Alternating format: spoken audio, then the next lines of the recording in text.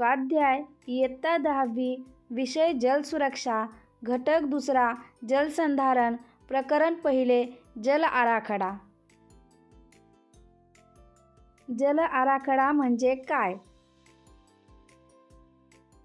दरवर्षी आपल्या पाणलोट क्षेत्रात किती पाणी अडवले जाते, त्यापैकी किती पाणी जमिनीत मुरते, जमिनीवरच्या पाणीसाठ्याचे बाष्पीभवन किती होते, जमिनीतून नेमके किती भूजल उपसले जाते, मानवी वापरासाठी किती पाणी उपलब्ध राहते, या सगळ्याचा हिशोब म्हणजे जल आराखडा होय।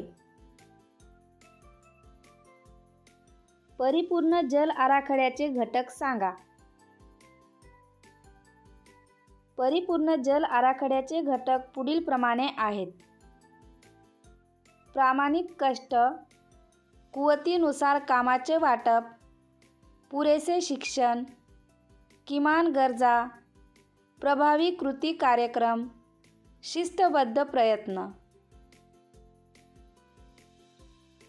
आराखडा बनविताना कोणकोणत्या टप्प्यांचा विचार करावा?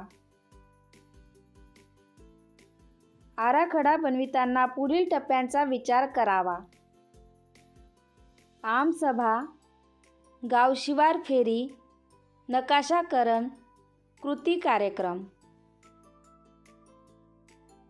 आमसभा कशासाठी घेतली जाते व त्यात कोणकोणत्या व्यक्तींचा समावेश असतो? पाणी नियोजनासाठी पाणलोट क्षेत्रात समाविष्ट असलेल्या गावातील व्यक्तींची मदत मिळविणे हा आमसभेचा प्रमुख उद्देश असतो। आमसभेत बाल, तरुण, प्रौढ, वयस्कर, महिला, पुरुष इत्यादींना प्रतिनिधित्व दिले जाते। गावशिवार फेरीत कोणत्या व्यक्तींचा समावेश असावा, का? गावशिवार फेरीत बाल, तरुण, प्रौढ, वयस्कर, महिला, पुरुष यांचा समावेश असावा।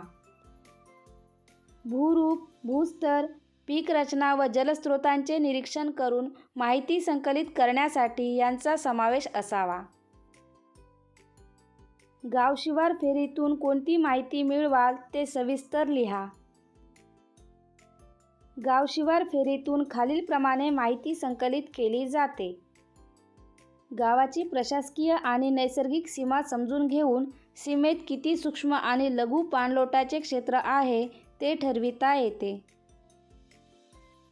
पाण्याचे उपलब्ध स्रोत कोणत्या प्रकारचे आणि त्यातून किती पाण्याची उपलब्धता आहे, यात वाहते पाणी, बंधारे म्हणून अडविलेले पाणी, गाव तलाव, शेततलाव, धरणाचे पाटाद्वारे पुरवले जाणारे पाणी, झरे, विहिरी, कूपनलिका, टँकर पुरवठा इत्यादींची संख्या आणि तेथून उपलब्ध पाणी यांची माहिती घेता येते। घरगुती पाणी वापर, उद्योगधंद्यांसाठी व शेतीत पिकांसाठी वापरले जाणारे पाणी, याकरिता गावशिवारातील पीक पद्धती, उद्योगधंद्यात वापरले जाणारे माणसे, जनावरे, सर्वांना लागणारे पाणी यांचे मोजमाप करता येते। गावशिवारातील भूरूपे आणि भूस्तर अभ्यास. भूरूपे म्हणजे मातीच्या पोतानुसार जमिनींचे प्रकार, चढ-उताराच्या जमिनी, टेकड्या, मैदाने, पाण्याचे लहान-सहान ओहोळ, झरे, ओढे, नदीची लांबी व रुंदी, वन क्षेत्रातील झाडांचे प्रकार या सर्वांची माहिती संकलित करता येते।